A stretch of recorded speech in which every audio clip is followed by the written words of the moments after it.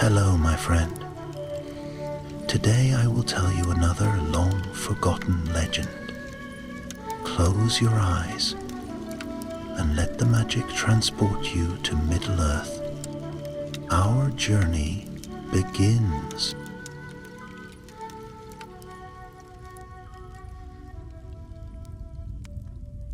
Long after the fall of Barad-dûr and the passing of the ring into fire, the world of Middle-earth grew quieter.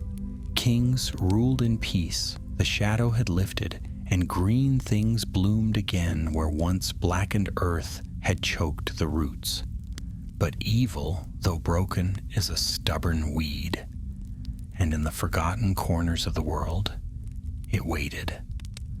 Our tale begins in the far reaches of the east, beyond the Ethel Duath, where the ruins of Mordor lay sleeping under ash and silence. There, beneath the broken stones of what was once the fortress of Barad-dûr, a hidden stair was uncovered by time and wind. No soul had dared tread it for more than 100 years.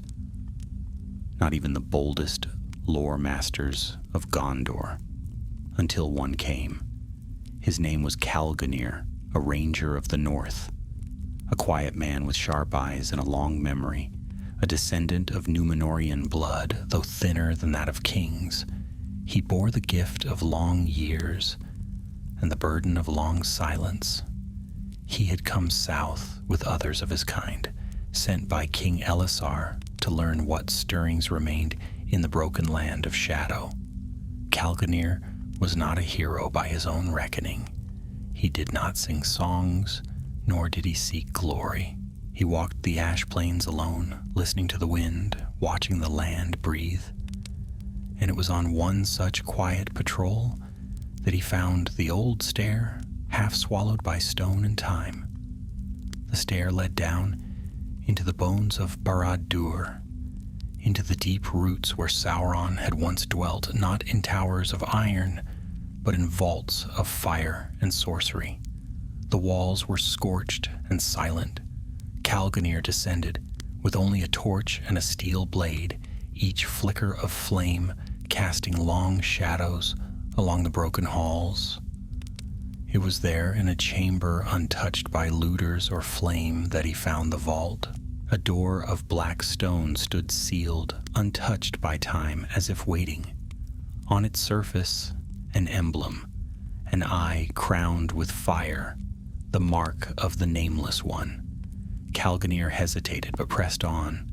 With effort and words in the old tongue, he unbarred it. The door sighed open like the breath of something old and dying. Inside lay a single pedestal. Upon it, wrapped in black cloth, was a scroll. The cloth bore the sigils of the Black Speech, a tongue Calgonir dared not speak, but he could read enough to understand its meaning. The Gospel of Sauron. He did not touch it at first. He stood long in the room, torch guttering. He felt watched.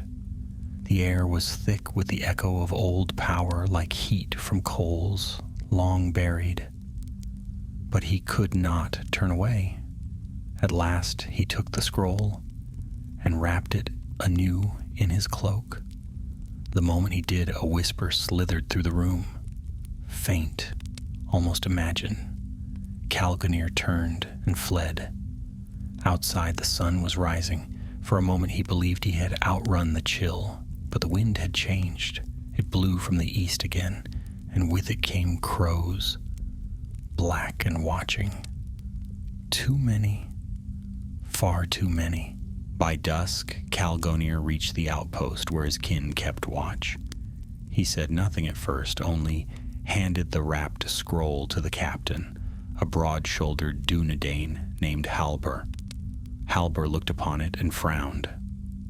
"This should not be," he said. "We thought all was lost with the tower. No writings, no relics. This..." He did not unwrap it. "Did you read it?" Calgonir shook his head. "No, but I felt it. There's something alive in it, not in flesh, but in will." The scroll was sent south by swift riders toward Minas Tirith. but it would never reach the White City. That night, the camp was attacked. They came cloaked in flame and shadow. Men, or things that had once been men, wrapped in black robes and masks of hammered bronze. They carried curved blades and spoke no words. Their leader bore a burning brand shaped like a lidless eye. Calganir fought hard, blade singing, blood on the wind. But the attackers had one purpose, the scroll. They killed 3 rangers and vanished into the night, taking the riders and the scroll with them. Come morning, smoke rose from the ruins of the outpost. Calganir stood among the ashes, face grim. The bodies of his brothers lay to rest in shallow graves.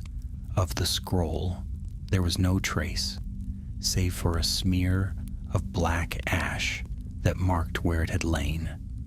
A survivor was found, a boy no older than 15 winters, a page who had hidden beneath a cart.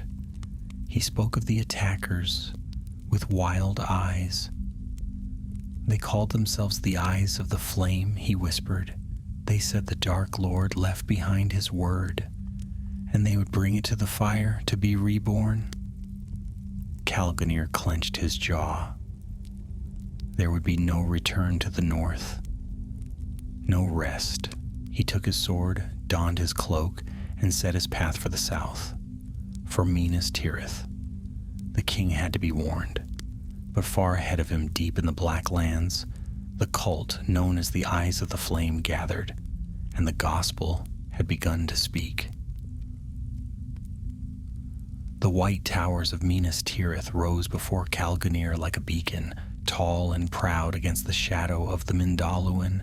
The banners of the king fluttered in the wind, silver on sable, the tree of Gondor gleaming beneath the late summer sun. Yet for all its splendor, the ranger felt a cold weight in his chest as he passed beneath the gates. It had been 10 days since the outpost had fallen, 10 days with no news from the riders who had carried the scroll, 10 days in which shadows might have deepened. The guards at the gatehouse let him pass without question. His cloak marked him a northern Dunedain. And in these years of peace, such rangers were rare but honored. He climbed the winding streets without pause through each level of the city, up toward the citadel where King Elisar sat upon the throne of Elendel. The people were cheerful, unaware, and the air smelled of fresh bread and stone, warmed by the sun. All seemed well, but Calganir moved quickly. He was admitted to the court by a tall steward in silver and white, who announced him as Calganir of the Grey Watch, and led him through the long hall where the sun shone through high windows. The throne sat at the far end beneath a banner of the 7 stars, and upon it, the king himself. Elisar had grown older, though the strength in him remained. His eyes were keen and his gaze thoughtful as he listened to the ranger's tale. Calganir told it all. The vault beneath Barad-dûr, the discovery of the scroll, the ambush, and the words of the survivor. He spoke plainly, without exaggeration, yet the weight of what he said was not lost on the king. When he finished, there was a long silence. Then Elisar rose and descended the steps of the throne, motioning for the room to be cleared. "It is worse than I feared," the king said at last, walking beside Calganir toward the long balcony that overlooked the Pelennor fields. "We thought the last of the servants of the shadow were scattered. Orcs fled east. The black Númenóreans vanished into the deep south. The Easterlings have been watched closely. But this speaks of something older, more deliberate." Calganir glanced toward the east, where far beyond the horizon the broken lands of Mordor lay. "They mean to use the scroll. They believe it still has power. "It may," Elisar said quietly. "Sauron poured his malice into the ring, yes, but he was a Maya before the world was shaped. He had cunning, and he left behind many snares. A written word infused with will could be dangerous, not only to the body but to the mind. It may not raise armies, but it could poison hearts." A light breeze stirred the king's cloak. He turned toward the ranger again. "You know the land. You've seen the signs? I ask you, Calganir, will you go after them? Find this cult, the Eyes of the Flame, and retrieve the scroll, if it still can be taken?" The question hung like a drawn bowstring. "I will," Calganir said without hesitation.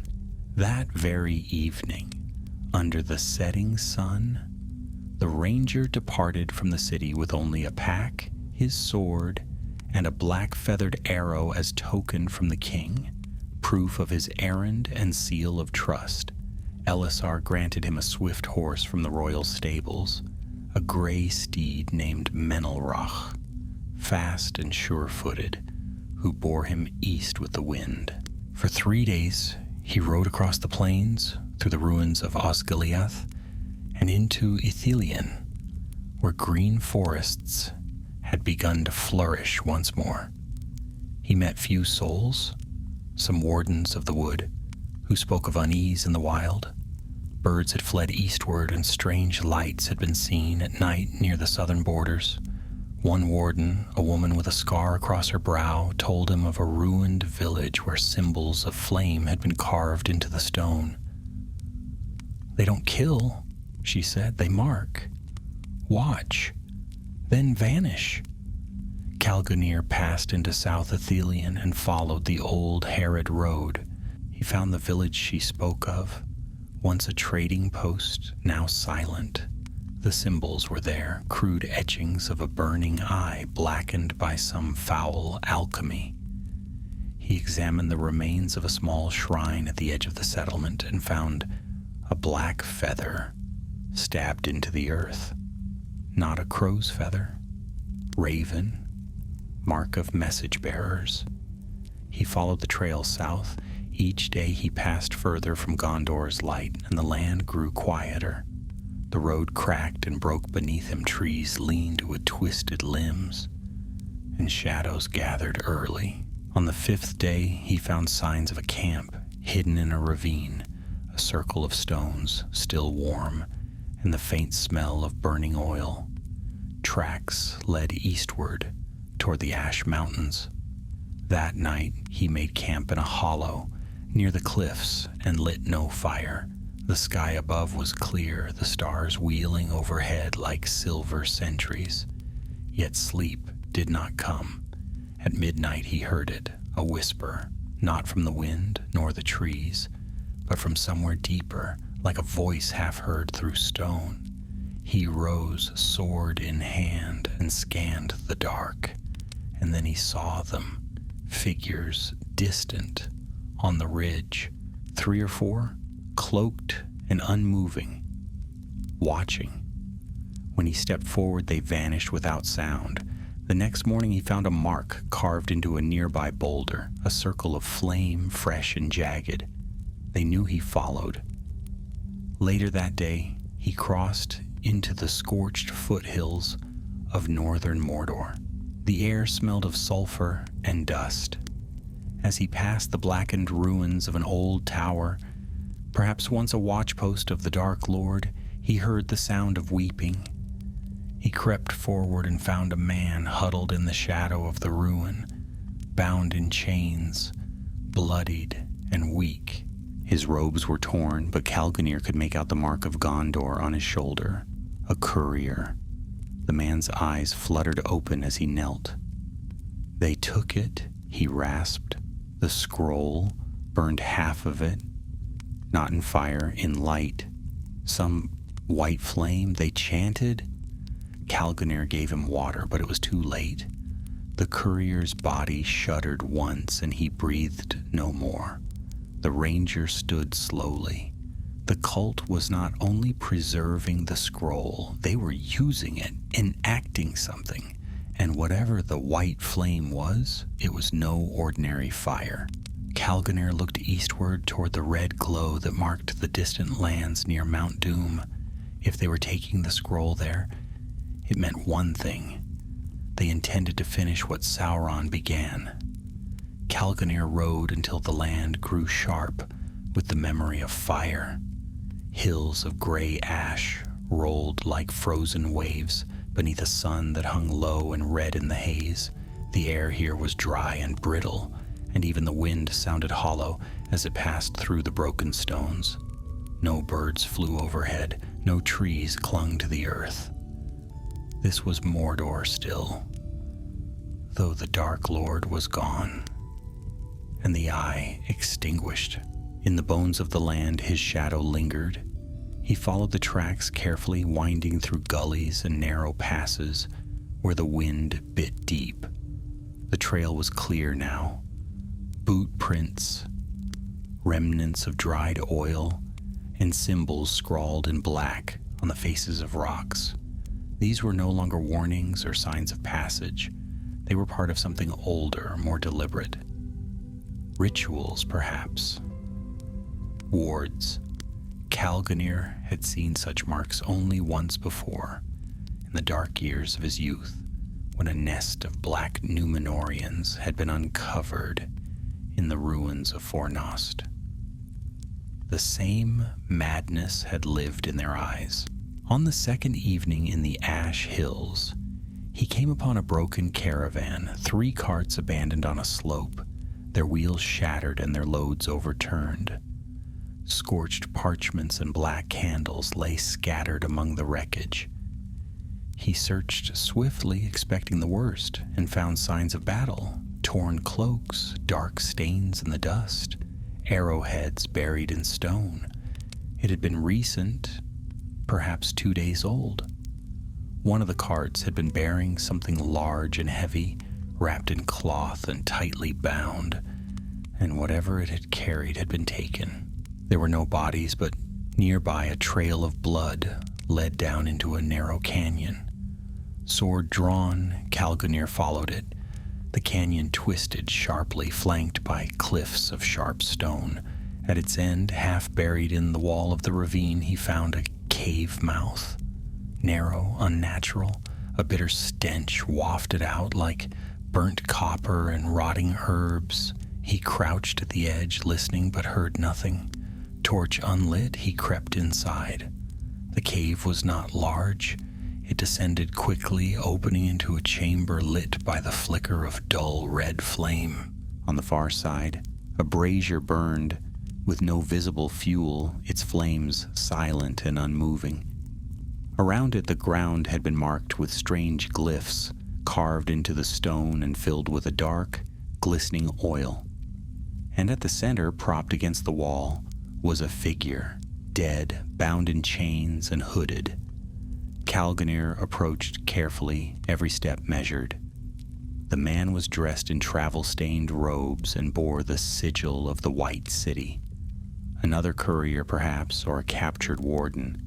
He reached out and removed the hood. The man's eyes were open, his mouth too, but no breath came, and his skin was pale as wax. Something had been carved into his forehead, 4 jagged lines encircling a central point.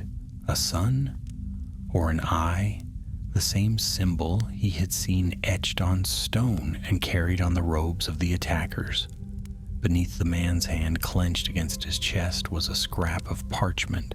Calgonir pried it free. The writing was crude, hurried, and the ink had run in places, but he could still read the words. The gospel speaks, the flame listens. He returns not in flesh, but in word.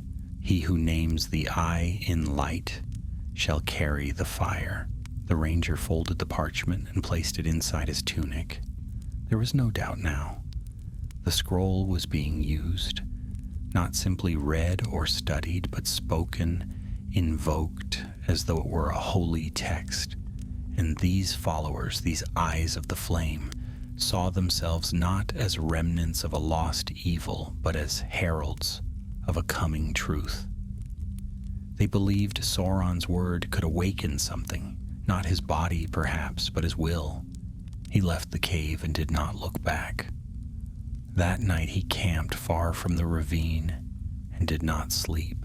The stars above were dim, hidden behind a growing veil of smoke, and far off, toward the east, there was a glow, faint but steady. Fire, not from a camp nor a forge. It was too vast, too high. It came from the mountain. Mount Doom had not erupted in over a century, and even then it had been little more than steam and rumble. But now something stirred. The next day the trail grew more distinct. The cult had gathered in force. He found discarded robes, broken ropes, and fragments of silver chains. Strange relics hung from makeshift shrines. Bones bound in black thread, empty bowls rimmed with flame symbols, feathers marked with red paint. The followers were not just passing through, they were preparing. He crested a ridge late that afternoon and caught sight of their camp. Nestled in a hollow near the base of a tall, jagged hill, stood a gathering of black tents, arranged in a circle around a stone platform. At the center, a fire burned high and white, unlike any flame Calgonir had seen. It gave no smoke, but it lit the surrounding hills with a ghostly pallor. Figures moved around it in deliberate motion, clad in dark robes, some masked, others bareheaded and chanting. In their hands, many carried rods or staves carved with runes, but it was the platform that held his attention. Upon it, elevated above the fire, lay something wrapped in black cloth, the scroll. Even from this distance, he could feel its pull, a kind of pressure like a storm gathering in the air, though no wind stirred. The chanting grew louder as the sun sank, and then it stopped all at once. A figure stepped forward, cloaked in silver-trimmed black, his face hidden by a mask of beaten bronze shaped like a lidless eye. He raised his arms and began to speak, not in the common tongue, nor in Elvish, or even the harsh bark of the orcs, but in the black speech, low and resonant. Calgonir shivered. The words struck the air like blows. He could not make them out, not entirely, but he felt the weight of them in his bones.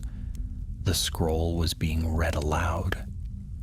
Not all of it, just fragments, but even those seemed to ripple through the valley.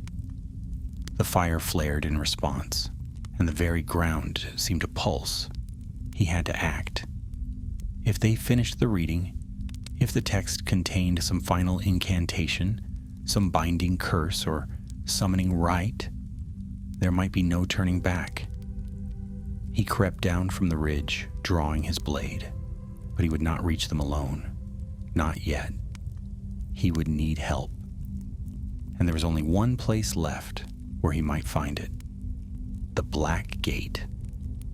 Ruined though it was, some among the Easterlings still dwelled near its shadow, and not all were loyal to the Old Dark. Calgonir turned eastward once more. Time was running short. The gospel was being spoken, and the flame was listening. The land beyond the camp was a scorched emptiness, a realm where even shadow had forgotten to fall. Calgonir rode eastward, through broken ground, where the very soil cracked beneath his horse's hooves, and the sky above hung low and colorless. Every hour brought him closer to the old northern road, and by dusk of the second day he caught sight of the great ruin. The Black Gate. It stood still but broken. Once a vast and terrible mouth of iron, it now lay shattered across the ravine. Its teeth twisted and fallen, its towers crumbling into rust. Yet there were signs of life among the bones. Smoke rose in thin columns from the base of the eastern tower, where makeshift dwellings of wood and cloth had been built against the ancient stone. Men moved there, clad in dark armor and cloaks of red and gray, some tending fires, others sharpening spears. Their banners bore no eye, nor did they carry the mark of any known nation. But Calganir had heard of such folk, Easterlings of the broken spear, a scattered tribe that had refused to kneel to either Gondor or the Old Shadow. He dismounted and approached on foot, hands visible, his sword sheathed. 2 guards met him at the edge of the ruin, spears crossed before him and eyes narrowed. They were tall, dark-haired, and hard of face, but not cruel. One of them spoke in the Western tongue, though thick with accent. "You come from the west. You bring a warning or a threat?" Calganir bowed his head slightly. "Neither. I bring word of danger. A fire has been lit in the Ash Hills, and the eyes of the flame march toward it. I seek those here who remember what it means to resist Sauron, not serve him." The guards exchanged glances, then stepped aside. "You must speak to Maradun," one of them said, "our war chief. If he sees truth in you, he may give you aid. If not, best to keep your horse ready." He was led through the ruined gate to a wide hall beneath the eastern tower. The walls were black with soot, and old symbols had been scrubbed away or buried under cloth. Within sat a man of heavy build and proud bearing, his cloak lined with wolf fur and his arms ringed with iron bands. His skin bore the sun-dark of the east, but his voice, when he spoke, was even and strong. "I am Maradun, son of no king and servant of no shadow. Speak, ranger. You have my ear, but not yet my trust." Calganir recounted what he had seen. The scroll, the chanting cultists, the strange white flame, and the signs of something deeper. A ritual, perhaps even a prophecy. He told of the ambush near the ruins, the courier slain in the cave, and the words etched in blood and fire. At the mention of the gospel, Maradun's brow darkened. "My people once burned offerings to the eye," he said, "but we learned our lesson when the eye burned us back. The old fire brought only chains. If these fools wish to light it again, they will not do so with our hands." He stood and paced, his boots echoing against the old stone. Around him, warriors watched in silence. "Still," he said after a time, "you come alone, asking for help in chasing ghosts and smoke? What proof have you that this scroll carries the voice of the shadow?" Calganir reached into his cloak and drew forth the blood-stained scrap taken from the dead courier in the cave. He passed it silently to the war chief, who read it, eyes narrowing. "The flame listens," Maradun muttered. "He returns not in flesh, but in word." He handed the parchment back and turned to his warriors. "If this gospel is real, and it is being read, then we cannot allow the chant to finish. Whatever spell they speak, whatever lies they summon, it must be broken before it spreads." He turned back to Calganir. "You shall have 5 riders, no more. We are few, and the east still bears scars. But these 5 are sons of the storm. They will ride fast and strike hard. We go at dawn." That night the camp prepared. Horses were fed, blades whetted, and leather armor donned without fanfare.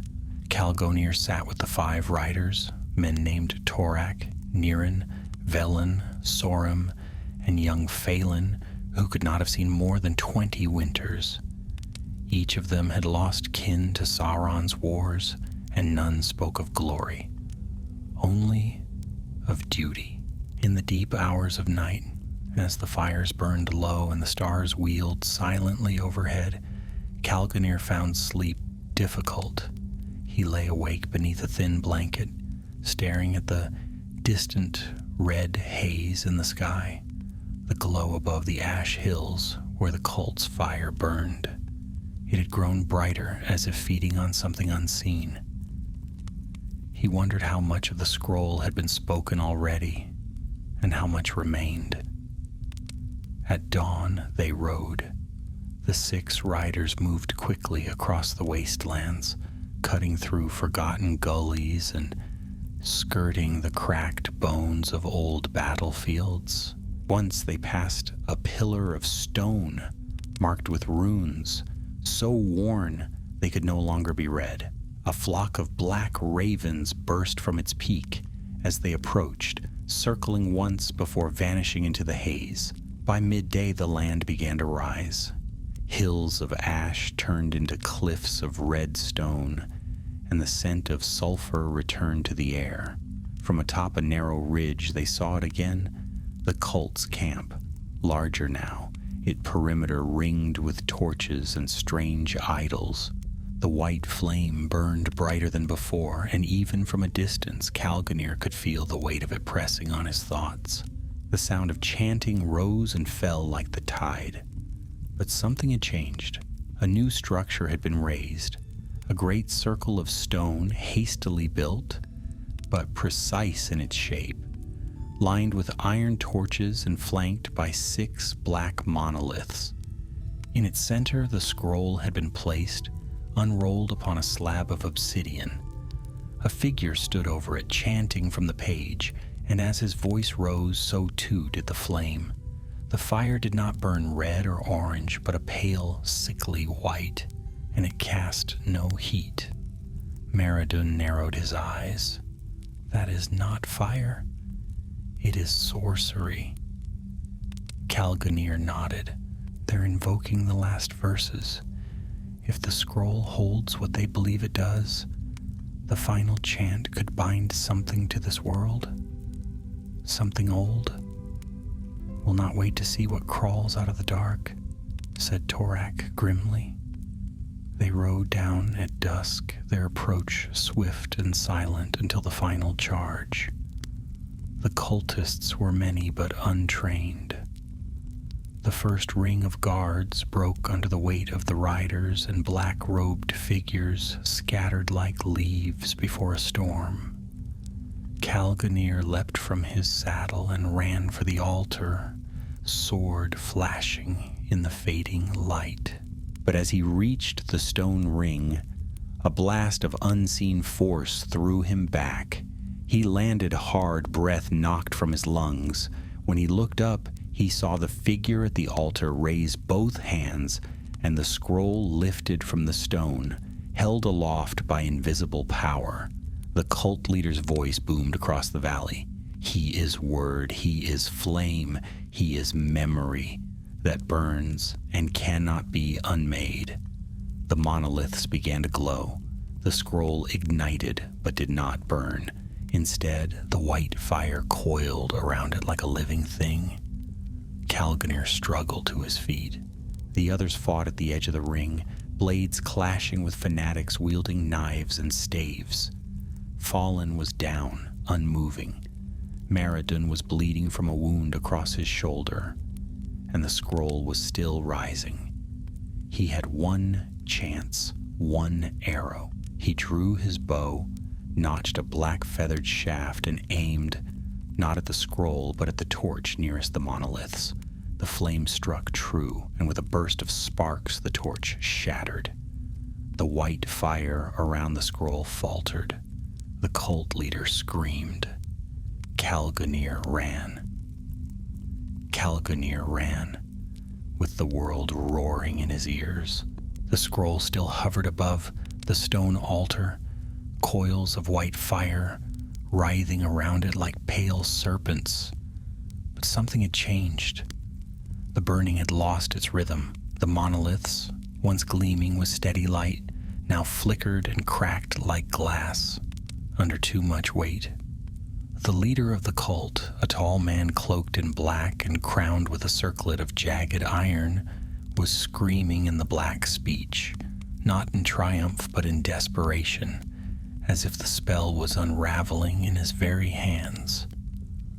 Behind Calganir, the clash of battle rang out across the broken hill. Maradun and his riders held the edge of the circle, blades flashing, holding back the cultists who came now in blind frenzy. The enemy had no discipline, only zeal, and they fought like men possessed, howling praises to a name none dared speak aloud. Torak's war cry echoed above them all, a defiant roar that split the chaos like thunder. Calganir darted across the circle, ducking low beneath a stray spear and vaulting over a fallen banner. He reached the altar just as the cult leader raised both hands to the sky, his voice piercing and sharp. Nazgulurs thrakatuluk, Akbar Zumishi krimpatul. The moment the words were spoken, the scroll burst into brilliant white light, searing the air around it. Calganir shielded his eyes with his forearm, teeth clenched as the heatless flame expanded, filling the circle. From its heart came a sound like distant thunder, or perhaps something far worse, the sound of a door opening somewhere very, very deep. He didn't hesitate. With a shout, he lunged forward and drove his blade directly into the slab of obsidian beneath the scroll. The impact cracked the altar, and the scroll dropped from the air as if cut loose from an unseen thread. The fire faltered, then recoiled like a snake, scorched by its own breath.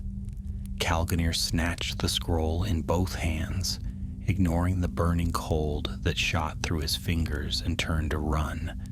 But the cult leader was already moving. The man's mask had fallen away in the wind, revealing a pale, sunken face, marked by ritual scars and inked with words in the black speech. His eyes blazed with madness, and in his hand he carried no blade, only a rod carved from blackened bone. With a cry of fury, he struck the earth, and the monoliths flared again, arcs of light leaping between them like a cage reforming. Calganir was caught in the center. The ranger dropped to one knee, shielding the scroll with his body. The ground beneath him cracked, and white tendrils of light snaked up from the broken stone, curling around his legs and waist, tightening like chains. His vision blurred. He could feel the scroll pulsing in his grasp, not with warmth, but with intent. It wanted to be opened. It longed to be read. From the edge of the circle, Maradun called his name, but the sound was faint, distant, as though from underwater. Calganir tried to rise, but the bonds held him fast. The cult leader stepped forward slowly, hands raised as if in benediction.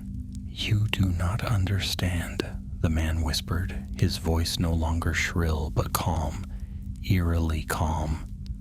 "He is not dead. He is not even gone. The flame is the word is the will, and the will cannot be destroyed." Calganir grit his teeth and looked up. "Then I will bury it." With all his remaining strength, he threw the scroll away from the altar, straight into the white flame. The effect was instant. The fire screamed, not in sound, but in sensation, like 1,000 knives scraping across the mind. The monoliths shattered, sending shards of stone and black iron hurtling through the air. The altar split clean down the middle. The cult leader was thrown backwards by the blast, his rod spinning from his hand. Calganir felt the chains around him vanish. He dropped flat as the circle exploded in a surge of white light that rose into the sky like a pillar, flaring once before vanishing with a terrible silence. And just like that, the flame was gone. When he looked up again, the scroll was ash. All around the hill, the cultists screamed and fled, their unity broken, their ritual shattered.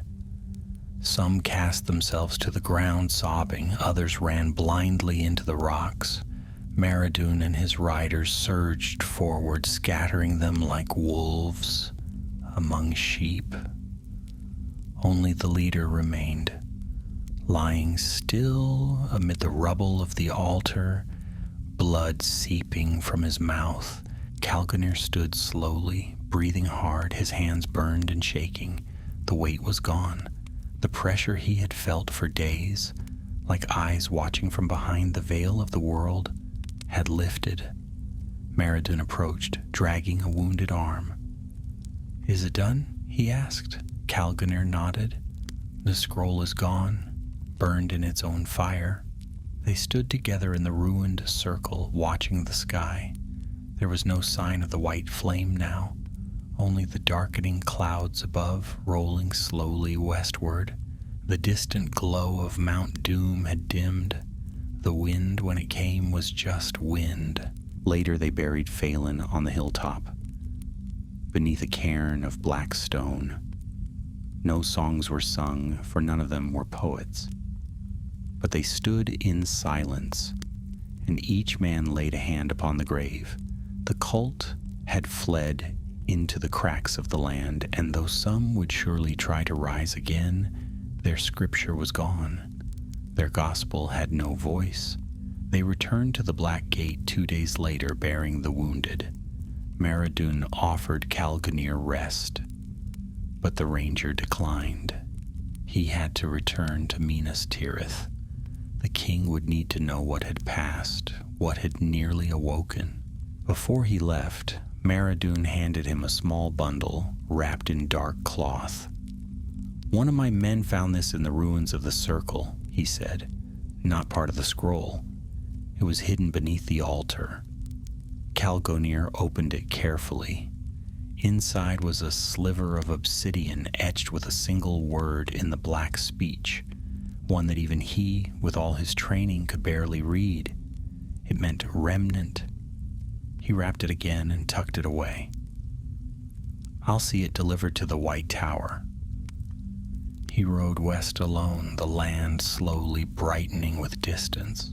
The sky grew bluer, the soil firmer, and birds returned to the edges of the road. But Calgonir's thoughts remained in the ash, among the broken stones and white fire. Sauron was gone, but words once spoken could echo forever. The journey back to Minas Tirith took longer than the ride east. Calgonir's horse, though still sure-footed, had taken a minor wound in the battle and could not keep the same pace. The ranger didn't mind. After what he had seen, a slower road was welcome. He rode with a constant ache in his limbs, and the lingering scent of ash clinging to his cloak. His hands, still bandaged from the fire, throbbed when clenched, but he could grip the reins well enough. The pain was useful. It kept his thoughts anchored to the present and away from the white flame and the shattered altar and from the word he had hidden in his saddlebag. Remnant. The days passed uneventfully. The sky was bright, the weather fair, and the road, though rough, was clear of threat. He passed a few travelers on the way. A merchant wagon headed north, an old Gondorian veteran walking with a limp and a carved walking staff, and a pair of elves moving silently through the trees of South Ithilien. Each of them nodded as he passed, offering the kind of wordless courtesy that had once been common between the free peoples of Middle-earth, and which now in the peace of the Fourth Age had begun to flourish again. But even in the warmth of the sun, Calgonir could not rid himself of the feeling that he carried something heavier than dust or memory. The shard of obsidian tucked in his pack was not just a relic. He had felt it when he held it, an echo, faint but still present. Though the scroll had burned, not all its darkness had gone with it. Something had been buried beneath that altar, hidden before the cult had even begun their ritual. Perhaps Sauron himself had placed it there, or one of his servants, before the fall of Barad-dûr. Whatever its origin, it bore a word written in the black speech, and that alone made it dangerous. He passed through the stone gates of Minas Tirith at sunset on the 7th day, the guards saluting as he rode by. The streets were quieter than usual. Harvest season had begun, and much of the city's bustle had shifted to the outer farmlands. Still, the sight of the white tower rising above the city filled him with a quiet relief. Whatever weight he bore, it would soon pass into wiser hands. He did not stop at an inn or even return to the quarters of the northern rangers. Instead, he went straight to the citadel, climbing the winding paths that curved through each tier of the city. By the time he reached the top, the lamps had been lit and the moon hung low over the mountains. The guards at the entrance recognized him and stepped aside without question. King Elessar was in the upper chamber of the tower, seated not upon the throne but beside one of the long windows that overlooked the plains of the Pelennor. He had a scroll in one hand and a cup of wine in the other. When Calgonir entered, he looked up at once and rose. "You returned," said the king, "and sooner than I feared. Come, sit and tell me what happened." Calgonir took the offered seat and spoke. He told the king everything: the camp of the cult, the altar of black stone, the chanting, the white fire, and the final stand at the circle. He described the scroll's destruction, the fall of the cult's leader, and the obsidian shard he had found beneath the altar. He did not exaggerate nor withhold, and though his voice never wavered, it was clear he had carried more than wounds from that place. When he was finished, the king was silent for some time. Then he leaned back and folded his arms across his chest. "This fire you speak of, it gave no heat?" "None," said Calgonir, "but it burned in a way I cannot explain. Not like flame, but like will. It twisted what it touched, not in body, but in thought. Even I nearly opened the scroll. It wanted to be read. And yet you did not," Elessar said, nodding slowly. "Your strength of heart has spared us more than you know. If even part of Sauron's will remained in that scroll, it could have spread like a sickness, subtle, persistent, and harder to cleanse than any sword wound." He stood and crossed to the table where an old map of Mordor was spread. With one hand he traced the ash hills, then the place Calgonir had described, the circle of stone and the shattered monoliths. "We will send riders to that place," he said. "The land will be watched. But as for this," he gestured to the bundle Calgonir had placed on the table, "this obsidian, I will not trust it to be held in the city. The houses of lore know many secrets, but I would not have them tempted by this." "I thought you might send it to Rivendell," Calgonir said quietly, "if the elves still keep watch there." "They do," said the king, "though their numbers are few and the last ships may soon sail, but there is still one who might know more than any other. If anyone can tell us what lies hidden in this word, remnant, it is Master Elrond's sons." He turned back to Calgonir. "And I would have you take it." Calgonir blinked. "Me? You know its weight better than anyone, and you faced its fire. Take it north to Imladris. Find Elladan and Elrohir. Show them the shard. If they cannot read it, none can." The ranger nodded. though his heart sank slightly at the thought of another journey so soon. Yet he did not protest. He had not expected rest. That night he stayed in the ranger's quarters high in the 6th circle of the city. The windows were open to the moonlight, and the stone walls bore little decoration save for a single banner of Arnor. He sat beside the hearth, staring at the cloth-wrapped bundle on the table, listening to the wind as it whispered down from the mountains.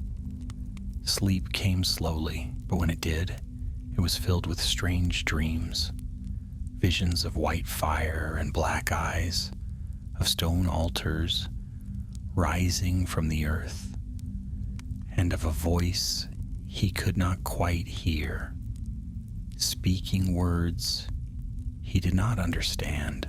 He awoke before dawn. By the time the first rays of sunlight touched the Tower of Ithilien, Calgonir was already in the stables, preparing his horse and packing provisions. The obsidian shard was secured in a small wooden box, lined with silver thread and bound with a leather strap.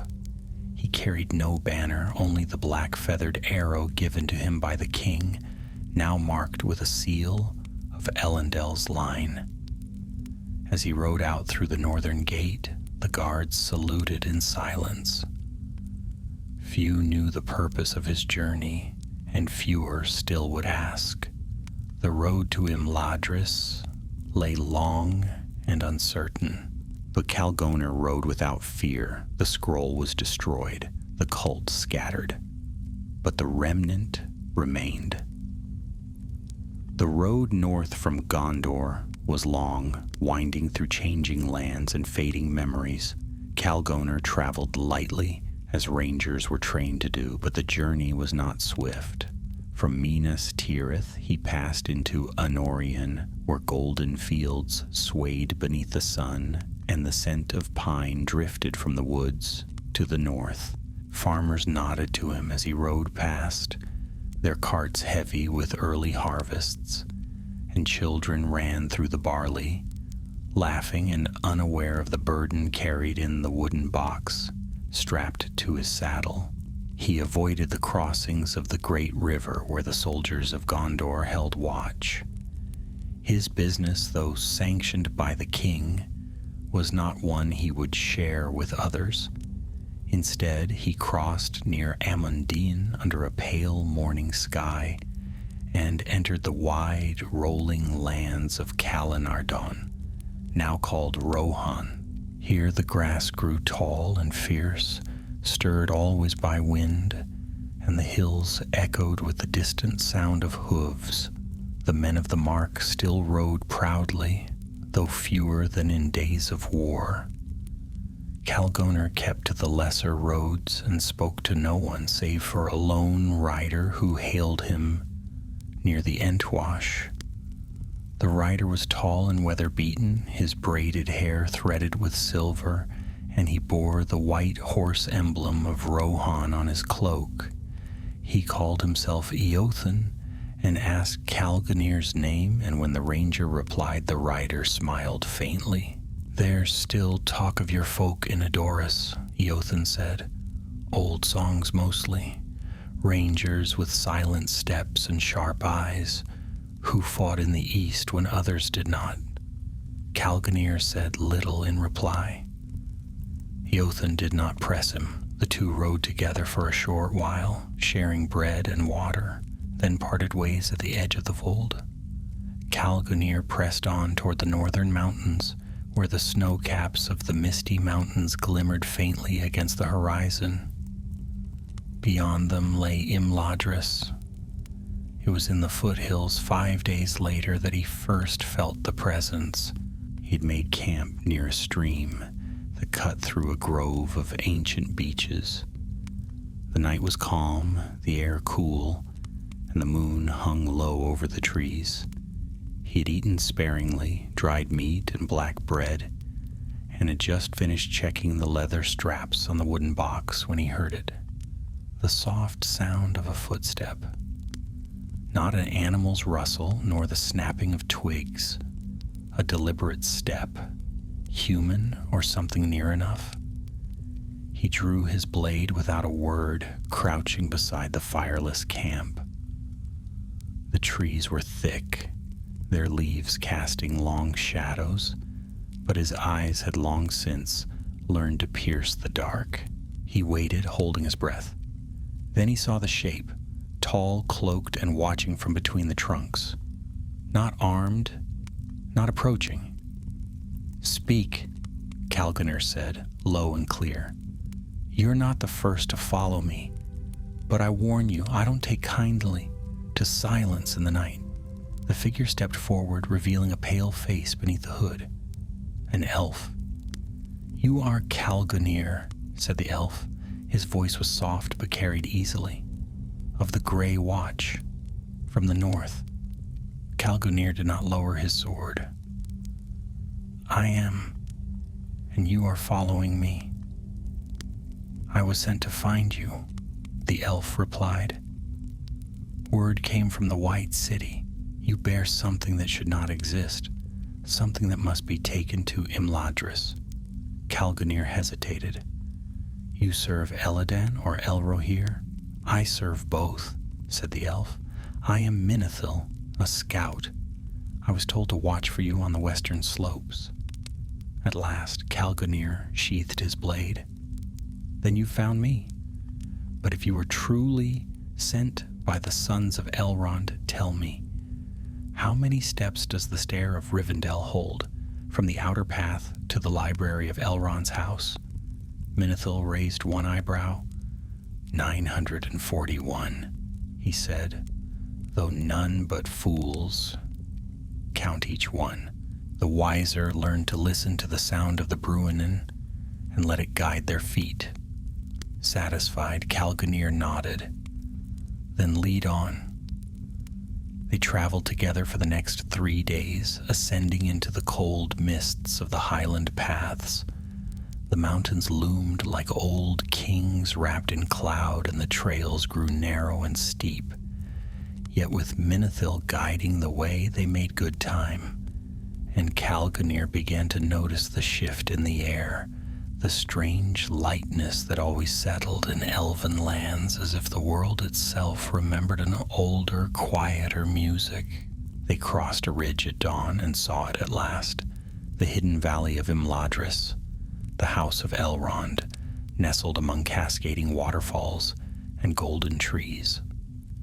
The river Bruinen sparkled below like a silver ribbon, and the rooftops of the last homely house gleamed with morning dew.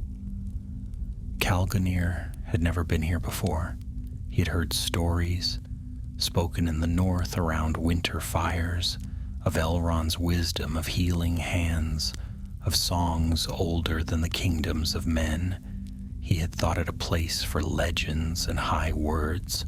Yet now, with dust on his cloak and iron in his thoughts, he rode down into the valley not as a guest, but as a bearer of warning. Elladan and Elrohir received him in a quiet hall, wreathed in ivy. They were tall and gray-eyed, their faces still bearing the fairness of the Eldar, though time had deepened their gaze. They wore no crowns, nor did they speak with formality. They greeted him with nods and light words, as if they had known him for years. He placed the box before them and opened it. The obsidian shard lay nestled inside, dark and cold, the single word still etched across its surface in the black speech. Both brothers leaned close, eyes narrowing. "It is a sigil," said Eladan, "but not one we have seen used by the servants of Barad-dûr. This was carved before the scroll was written." "Remnant," said Elrohir, "or perhaps he who remains. The language is old, older than the ring, older than the tower." Calgonir frowned. "Can it be destroyed?" Elrohir shook his head. "If it were mere stone, yes. But this bears will. It is a fragment of memory, not just matter." "You said the cult called it the Flame? That the scroll spoke of a return, not in flesh, but in word?" "Yes," Calgonir replied. They believed Sauron's voice would outlive his body, that through the gospel his will could find form again. Elladan stood, folding his arms. Then this is what remains, a seed of that will. The scroll was only the kindling. Calgonir looked down at the shard. Then it must be buried, hidden, destroyed, if possible. It cannot be destroyed by fire, Elrohir said, nor by steel. But there is a place deep beneath the roots of Shelebdil where light cannot reach. The dwarves of Khazad-dûm once spoke of it, a forgotten shaft older than the halls themselves. There, perhaps, such a thing might sleep forever, Calgonir exhaled slowly. Then that is where I must go. The brothers exchanged a glance, and Elladan gave a slow nod. Khazad-dûm is open once more. The dwarves returned after the war, though they do not welcome strangers lightly. If you go, you'll need their trust, and you'll need to travel east. The ranger rose, shoulders heavy but heart steady. I've walked in darker places. I'll find a way. The path to Khazad-dûm wound eastward through forgotten passes and the gray-shadowed arms of the misty mountains.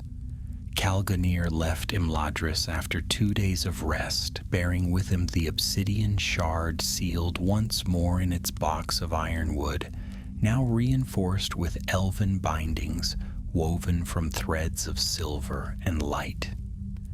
Elladan and Elrohir had offered him guides, but the ranger had declined. He had traveled long enough with silence for company and trusted his own skill better than any shield arm beside him. The trail he followed was old, a path once trod by messengers between Imladris and the realm of Durin's folk, though it had not been used since the days before the Balrog's awakening. The journey was harsh. Summer had fled the mountains early, and the first hints of autumn rode in the wind like scouts before a coming storm. The slopes grew colder, the air thinner, and the valleys were wrapped in fog that lingered even past midday. Calgonir pressed on, sleeping little and waking often with his hand on his blade, for the high places were never truly empty. Twice he spotted movement among the cliffs, eyes gleaming in the dark, the skitter of feet, too quick for beasts, too silent for birds. But nothing came close. Whatever watched him from the shadows kept its distance. On the 5th night, as he sheltered beneath an overhang of stone, he heard singing, not in the common tongue nor the fair speech of the elves, but in the guttural harmony of Khuzdul, the language of the dwarves. The voice echoed from somewhere deeper in the pass, distant but clear. The song was low and rhythmic, the kind sung while working or carving, its notes rising and falling like a pick striking oar. Calgonir stood at once, eyes narrowing. He'd heard no such voices in days, and none in these parts for years. Yet if the dwarves had returned to Khazad-dûm, as Elladan had said, then perhaps the mountain was not as silent as old maps claimed. He followed the sound carefully, descending a narrow cleft in the rock, until he reached a ridge overlooking a wide basin. There, at the far end, nestled against the foot of the mountain, stood a gate, broad, iron-bound, and flanked by 2 great statues of bearded kings. The carving was old but repaired, patched in places with fresh stone. Fires burned in braziers before the entrance, and figures moved in and out with purpose. The dwarves had returned to Moria.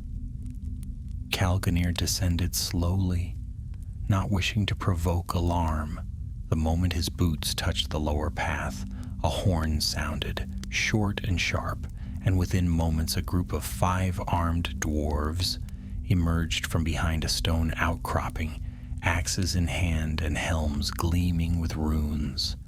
Their leader stepped forward, an older warrior with a braided beard streaked with gray and a scar across his nose. "You tread near Khazad-dûm, Ranger," he said, his voice deep and thick with accent. "That alone takes either boldness or folly. Which is it?" Calganir inclined his head respectfully. "Neither, Master Dwarf. I come on the word of King Elisar and the sons of Elrond. I bear something that must be hidden, deep and forever." The dwarf raised an eyebrow. "Every traveler that comes to Moria thinks their burden is weighty, and yet not all find welcome." "I do not ask for welcome," said Calgonir. "Only for stone." There was a pause. Then the dwarf gave a low grunt, somewhere between amusement and suspicion. "Very well. You'll speak to Lord Fundin. He'll judge your stone and your words." He was escorted through the outer court and into the mountain. Khazad-dûm was not what it had once been. The halls that had once echoed with the clang of forges and the march of thousands were now quieter, lit with steady blue flame, and filled with the scent of stone dust and oil. Though the glory of the ancient realm had not yet been restored, it was no longer a tomb. Dwarves worked, sang, carved, and built. Statues were being cleaned, halls reinforced, and broken passages braced with timber and steel. They called it the Second Delving, and their pride in it rang through the stone like the heartbeat of something newly awoken. Lord Fundin sat in a chamber not far from the rebuilt East Gate. He was broad-shouldered and stern-eyed, his beard reaching his belt and braided with silver bands. His hall was plain, carved from black stone, its walls hung with maps and tools rather than banners. He listened in silence as Calganir told his tale of the gospel, the cult, the white flame, and the obsidian shard that could not be destroyed. When Calganir opened the box, the dwarf's eyes narrowed. He said nothing for a long time, then motioned for 2 guards to close the chamber doors. "That word," he said at last, nodding to the shard, "is not one we carve in our tongue, nor was it made by our hands, but we've seen its like. Long ago, before the coming of Durin's folk, there were things buried in these roots. Shadows. They left marks in the deepest tunnels, shapes in stone that twisted when you looked away. The old delvers called it stone sickness, but I never believed that. I believe you now." Calganir watched him carefully. "Can it be buried here?" "Aye," said Fundin, rising from his seat. "There's a place we do not mind, a shaft that drops below the roots, into a chasm where even the Balrog would not go. We call it Azan-Zeagle's shadow. No dwarf has climbed its walls, nor measured its depth. If you cast your burden there, it will fall beyond the reach of light."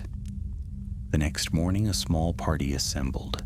Calganir, Lord Fundin, and 3 guards made their way through the lower halls, past iron gates, and through tunnels lit with blue lanterns. The deeper they went, the colder the air grew, and the stone took on a darker hue, veins of black and silver marbling walls, too ancient to date. Finally, they reached a vast chamber where the ground dropped away into a pit so wide and deep that no torch could touch its bottom. A narrow bridge of stone extended over it, ending in a simple platform. There, without ceremony, Calganir opened the box and removed the shard. It felt colder now, heavier, as if resisting its end. For a moment he thought he heard something, a voice perhaps, or the memory of one, but he did not listen. He stepped to the edge, spoke no words, and cast it into the dark. It fell without sound. No echo, no flash, just silence. Fundin nodded. Gone, and may it never rise again.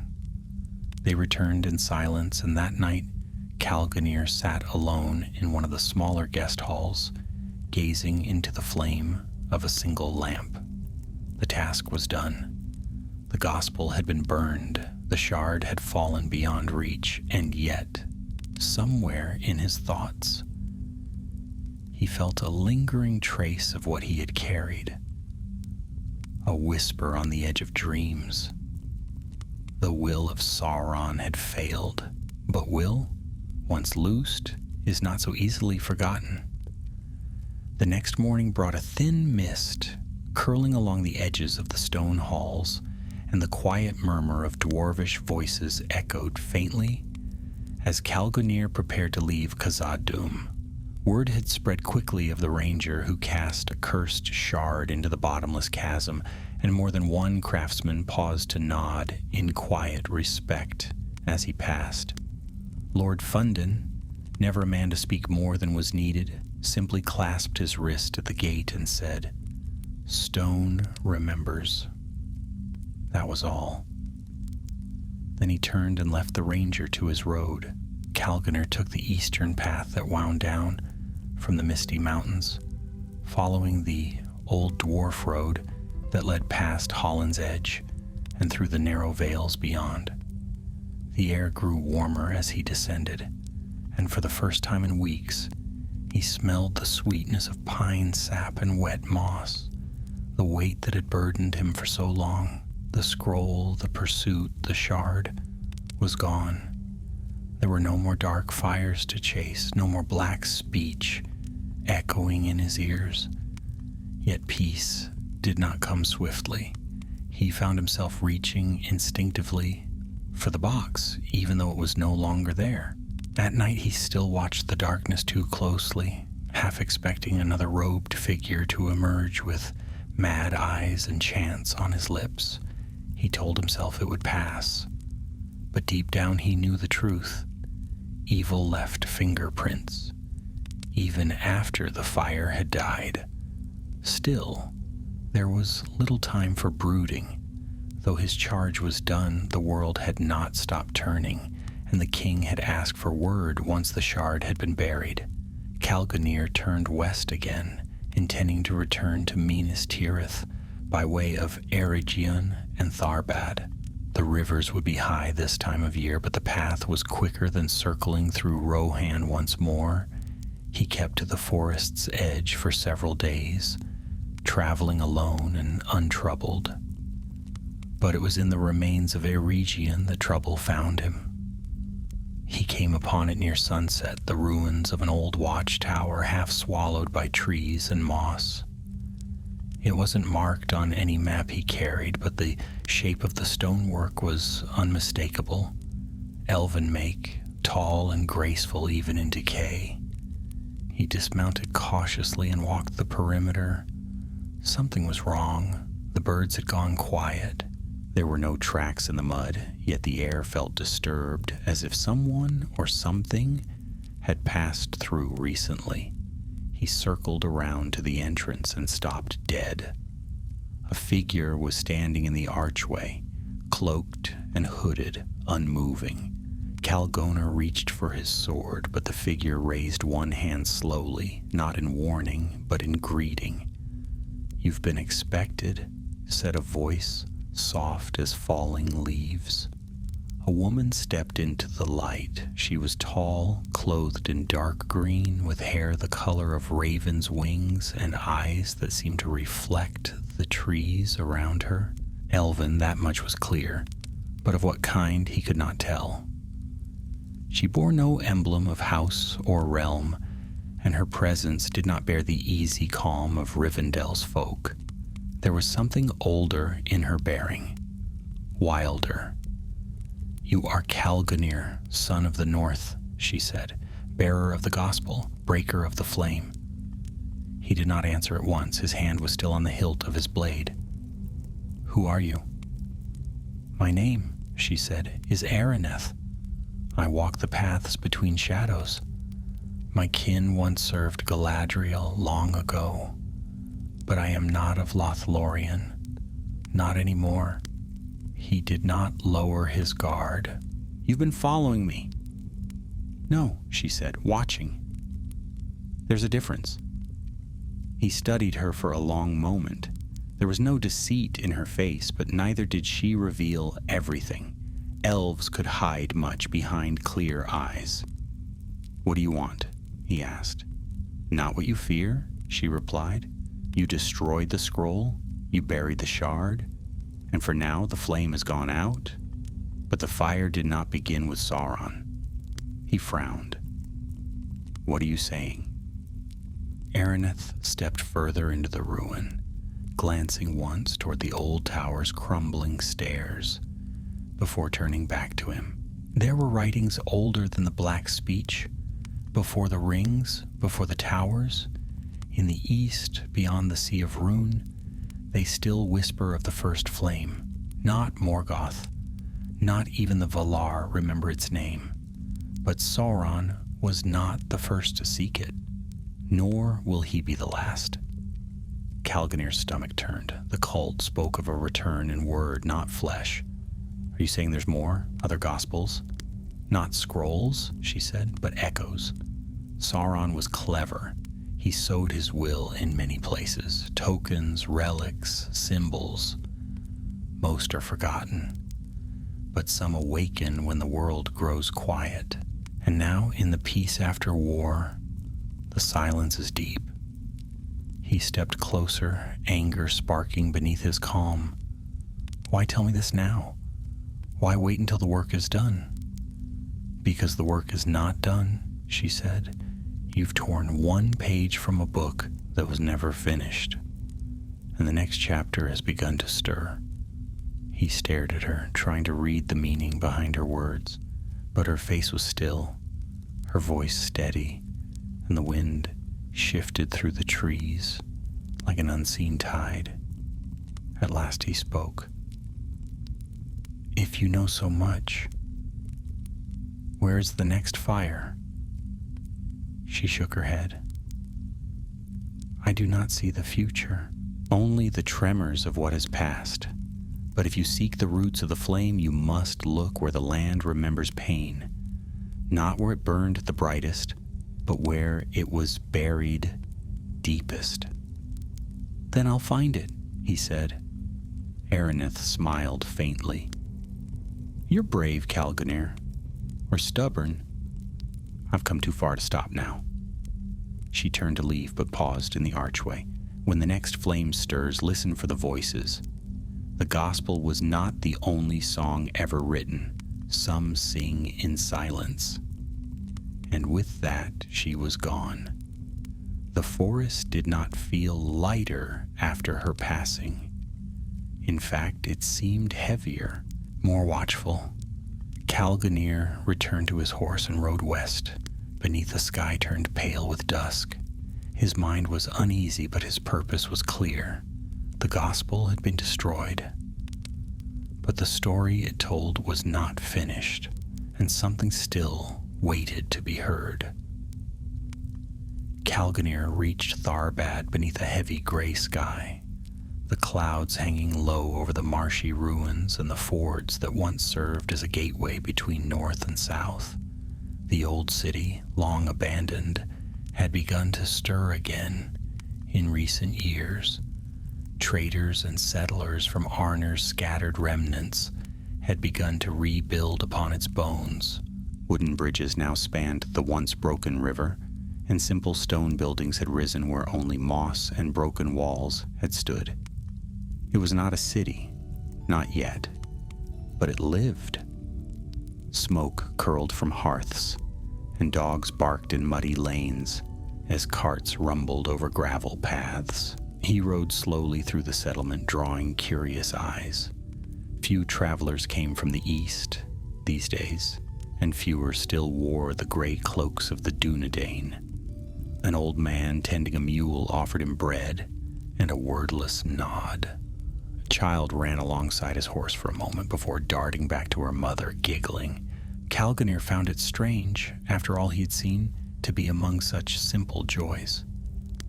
The world did not seem heavy here, though the sky threatened rain. He stayed at a modest inn, built from salvaged timbers and roofed with thatch, run by a stocky woman who introduced herself as Marin and seemed unimpressed by either kings or swords. She gave him a room upstairs and a bowl of stew that tasted better than anything he'd eaten in weeks. When he asked about the road south, she shook her head. "The river's up," she said, leaning on the table with arms like split logs. "The crossing's safe but slow. Too many wagons, not enough bargemen. You'll be waiting half a day at least."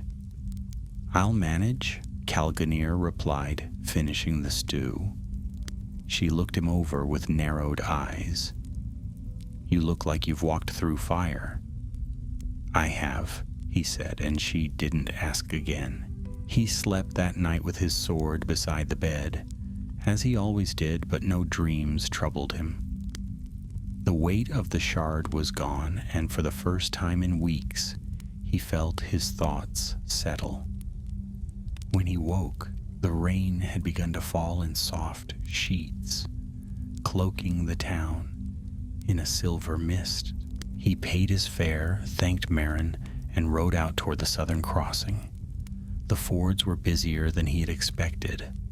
Traders from Minheriath waited in a queue behind a train of wains, heavy with timber, and 2 riders from Gondor, clad in blue cloaks and bearing the tree of the king, sat at a small watchpost by the water's edge. Calganir showed them the seal he carried, and they let him pass without delay.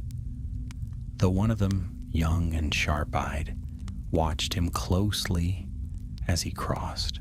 The barge that bore him over the swollen river creaked with age, but the ropes held, and by noon he was back on the open road, the white mountains now a distant smear on the southern horizon.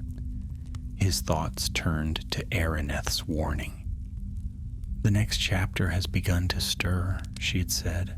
Her words lingered like a shadow at the edge of sunlight, and though she had vanished like morning fog, he could not forget her face or the calm certainty in her voice. If what she said was true, if there were more echoes of Sauron's will hidden in the deep places of the world, then the story was not yet done. The gospel was merely one voice in a darker chorus, and the cult, he had fought only the first of many listeners. He camped that night in a grove of birch trees off the side of the road. The rain had stopped, but the wind was cold, and the fire he lit was small. As he sat beneath his cloak, sharpening his blade out of habit, he heard the distant sound of hooves on wet earth. Not one horse, but many. He stood at once and pressed himself against the tree, listening. The riders passed not far from the road. He counted 6, maybe 7, all moving at a steady trot. They bore no torches, but their silhouettes against the fading light were clear enough, too tall for ordinary travelers, cloaked. One of them turned his head as they passed, and for a heartbeat, Calganir thought he saw a glimmer of red where the eyes should be. He did not sleep that night. In the morning he found their tracks. Hooves like those of great war steeds, but deeper set, as if the riders carried more than just gear and weapons, as if the very weight of their presence sank into the land. He followed the prince for a while, but turned back before midday. He could not afford to lose time, not with Minas Tirith still a week away. The days passed quietly after that, but the feeling did not. He was being watched. Not always, not closely, but often enough that he began to look twice at every hill, every tree. The shadow had returned, if only at the corners of the world. He reached the Anduin at Osgiliath under a moonless sky, and the guards let him pass into the White City without delay. The gates of Minas Tirith rose before him like the prow of a ship breaking through fog, and as he rode up through the levels of the city, past flickering lanterns and the smell of stone warmed by sun, he felt a strange sense of quiet resolve. At the citadel, he was received without fanfare. King Elisar stood beside a tall window overlooking the court of the fountain, speaking softly to a captain of the tower guard. When he saw Calganir, he dismissed the soldier and motioned him forward. "You've returned sooner than I expected," the king said. "What did you find in the deep?" Calganir gave his report without embellishment. The shard had been buried. The dwarves had sealed the shaft. And yet there was more. He spoke of the woman, Araneth, of the warning she carried, and of the riders he had seen near Tharbad, figures that did not belong to the king's patrols or any known company of the West. Elisar listened in silence, his expression unreadable. When Calganir finished, the king turned to the window and looked out toward the east, where the moon had begun to rise over the dark lands beyond the Anduin. "So the fire still lingers," he said softly, "and its kindling was not all destroyed." Calganir hesitated, then stepped closer. "If there are others still following Sauron's design, they will rise again. Maybe not as armies, but as whispers, hidden cults, old relics. And if they do you want me to go after them?" The king looked at him, and something ancient stirred behind his eyes. "I cannot command you, Calganir. You are one of the Northern Watch, and your oath lies with the old line. But if you choose to walk that path again, know this: you will not walk it alone." The ranger gave a small nod. "Then I'll walk it." And so it was that Calganir was given new leave by the king, not as a servant, but as a shadow hunter, one who would seek the lingering fires left behind by a fallen lord. There were no drums, no banners, no council of nobles, only a quiet man with a sword and a purpose, riding out beneath a darkening sky, and behind him the white tree stood tall, silent, and watchful. The road west from Minas Tirith shimmered in the pale gold of late summer, the cobbles warm underfoot and lined with the whispering breath of wind through cedar and cypress. Calganir rode alone once more, his pack light and his orders few.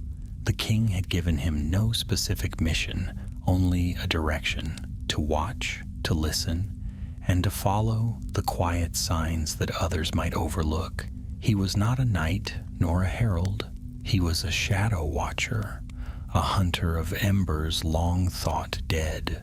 He passed the fields of the Pelennor without pause, crossing the Ramas Echor beneath a morning sun that burned off the mists with steady resolve.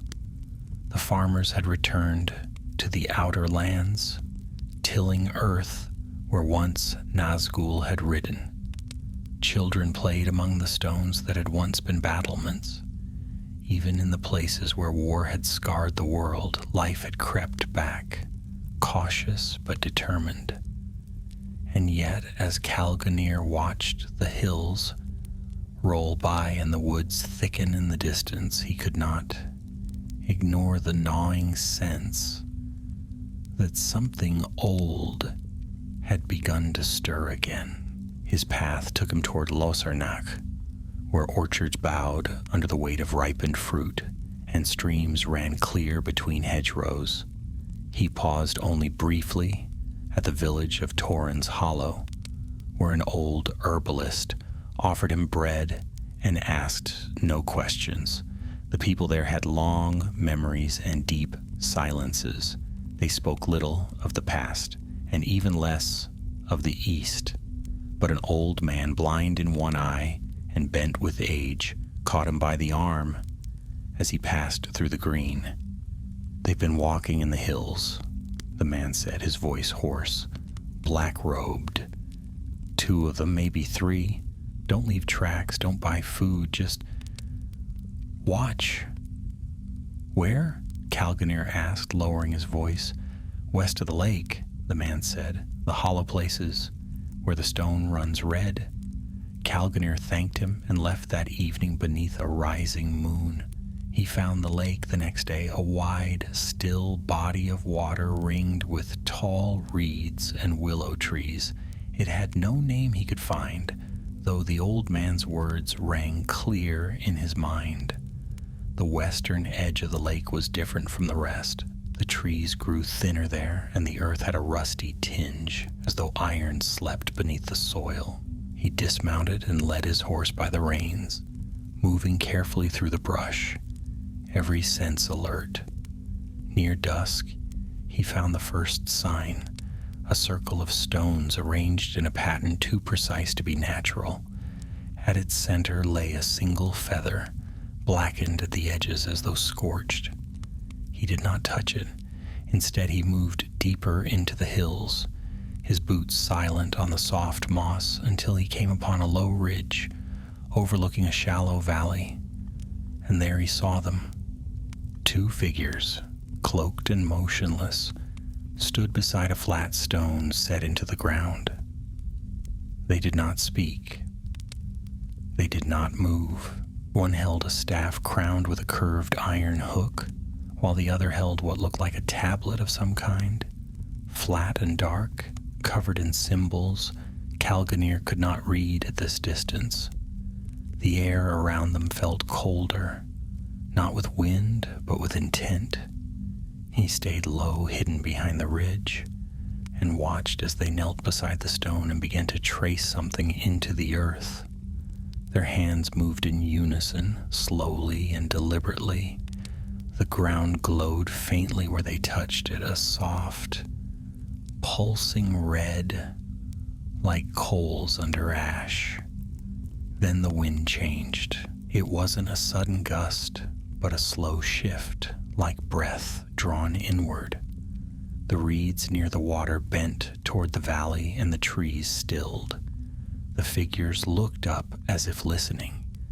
Calganir reached for his bow, nocking an arrow, but held his breath. Whatever they were doing, it was not yet complete. Suddenly, the one with the staff turned toward the ridge. Calganir froze. The hooded figure stared directly at him, though there was no way he could have been seen. It was not sight they used, he realized. It was something else, a sense, a presence. He let the arrow fly. It struck the staff-bearer in the chest, knocking them backward. But they did not fall. Instead, the figure stumbled, staggered, and then rose again. The arrow still lodged in their robes. No blood, no cry. The second figure turned sharply, hissing something in a language that scraped against Calganir's ears. He backed away at once, ducking behind the ridge. Within moments, the chanting began. It was not loud, but it rang clear across the valley, low and layered, as though more voices joined from places unseen. The ground beneath his feet trembled slightly. He ran down the slope, through the trees, across the narrow stream that fed the lake. The wind now howled behind him, and he could feel the weight of those unseen eyes at his back. But no one followed. When he reached the edge of the woods, he looked back. The figures were gone. The stone they had marked was cracked and blackened, and a faint line of red still pulsed through the earth where they had drawn their signs. Calganir approached carefully, bow still in hand. The ground was warm beneath his boots. He stood over the flat stone and saw what they had carved into it. A single word. Listen. The same word Araneth had spoken, the same warning. He took a torch from his pack and lit it, thrusting the flame to the carvings. The stone hissed and smoked, but the mark did not vanish. It had not been scratched or painted. It had been sung into the earth, etched by something older than any tool. He doused the torch and made camp far from the valley, not daring to sleep. When dawn came, he rode west with haste, bound for the coast, where ships from Dol Amroth still passed beneath the banner of the white tree. He would send word to the king. The gospel of Sauron was burned, the shard buried, but now something was being awakened, not in ink or fire, but in sound. There were still singers in the dark, and their chorus had begun. The port of Pelargir bustled beneath a gray sky, its harbor filled with tall ships bearing the white sails of Gondor and the swan-prowed vessels of Dol Amroth. Flags snapped in the wind, and sailors called to one another from the docks, their voices rising above the creak of timbers and the squawk of gulls. Calgonir arrived at noon, his cloak damp from the salt breeze, and his mind burdened by the memory of the word carved into the stone. Listen. He found a messenger ship preparing to sail upriver toward Osgiliath and Minas Tirith. The captain, a weathered man named Tharnel, agreed to carry his message north for a silver coin and a firm handshake. Calgonir wrote the words carefully, each one chosen with thought, and sealed the parchment with the black feathered arrow given to him by the king. He made no mention of fear or prophecy, only a warning and the need for watchfulness in the west. When the ship departed, he stood on the quay and watched it vanish into the river mist. The wind tugged at his cloak, and the gulls cried overhead, wheeling above the towers of Pelargir's harbor wall. He had done all he could. The message was on its way. Yet the unease remained, like the memory of a voice heard in a dream. He did not stay in the city. Instead, he took the coastal road, riding southward along the windswept cliffs where the sea crashed far below in endless rhythm. The towns grew fewer here, and the old watchposts of the coast stood empty, their stones bleached pale with salt and time. He stopped once at a ruined beacon tower overlooking the sea, where a rusted brazier still clung to its frame.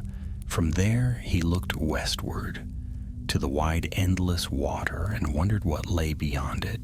The tales spoke of the undying lands, where the elves had gone and the seas grew calm. But there were other stories too, whispers of islands lost in time, and of ruins that sank beneath the waves when the world was young. Calgonir did not chase legends, but he had learned to listen to the places where stories had left their bones behind.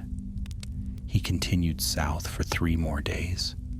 The road curved inland through a region of hills, dotted with barrows and standing stones, old as the kingdoms of men. Few lived here, and those who did kept to themselves. On the morning of the 4th day, as he climbed a ridge thick with heather, he saw something that made him halt at once, a pillar of black smoke rising from the valley below. He approached carefully, leaving the horse tethered beneath a thicket and advancing on foot. The valley opened before him, green and broad, but scarred now by fire. A small homestead, nothing more than a farmhouse and a stable, had been burned to the ground. The roof was collapsed, the beams charred, and the earth blackened in wide circles around the ruin. The fire had been no accident. Near the remains of the barn, a symbol had been drawn in the ash, 4 lines crossed over a single eye, not painted, not carved, but pressed as if by a great weight. He found no bodies, no signs of struggle, only silence and the crows circling above. That night he camped in the high woods beyond the valley, but sleep did not come. The wind had changed again, carrying with it the strange, faint scent of myrrh and oil. And once, just before dawn, he heard it, the low, melodic hum of a voice far off, barely louder than the rustle of leaves. It carried no words, only rhythm, like a song sung by one who had forgotten the meaning but not the tune. He left before sunrise, heading south again, but not before he took a final look at the ashes of the farmhouse. Something was traveling the land, quiet and watchful, moving in shadow and memory, not a remnant of the past, but a seed of something still growing. By the time he reached the southernmost hills of Lebanon, where the land sloped down toward the sea once more, Calganir had begun to piece it together. The cult he had faced in Mordor had been a fragment, dangerous, yes, but not unified. They had clung to the words of the scroll, to the gospel, but now others had emerged. Not readers, not followers, singers. He found their trail again 2 days later, near the ruins of a watchtower that had once guarded the sea lanes. The tower had collapsed inward as though the stones had lost the will to hold each other. Along its outer wall, a new set of markings had been left, spirals etched with fire, and beneath them a word written in the old tongue of Mordor, half buried by dust. Answer. It was not a threat, it was a message. Calganir stood for a long while listening to the sea. He remembered what Araneth had said. The next chapter has begun to stir. These messages were not random. They were a conversation, written across the bones of Middle-earth, an echo that sought a response. That evening, as the sun dipped into the waves, painting the sky in blood and gold, he made his decision. He would not return to Minas Tirith. Not yet. He would follow the signs. He would learn who was singing in the dark and why. And if this was indeed the next song of the shadow, then he would see it silenced before it grew loud enough to wake the world. In the days that followed, the people of the coast spoke of a ranger passing through their lands. Tall, silent, and tireless, he walked the paths others had long forgotten. He asked little, offered less, and vanished before the morning came. Some called him a ghost. Others thought him a herald of something greater. But those who looked into his eyes knew he carried something heavy, not gold or grief, but knowledge. And far to the east, in places where the stars burned dim, others had begun to stir.